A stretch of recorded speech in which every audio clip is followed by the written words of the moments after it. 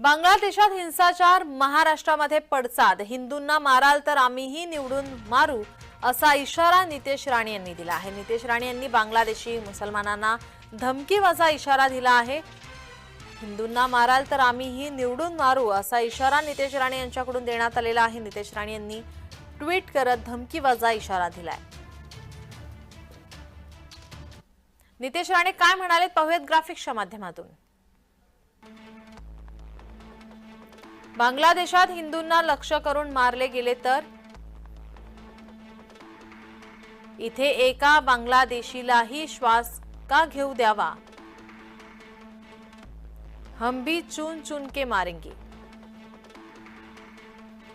हिंदूंचे जीवन महत्त्वाचे आहे, नितेश राणे यांनी ट्विट करत बांगलादेशी मुसलमानांना या ठिकाणी धमकीवजा इशारा दिलाय।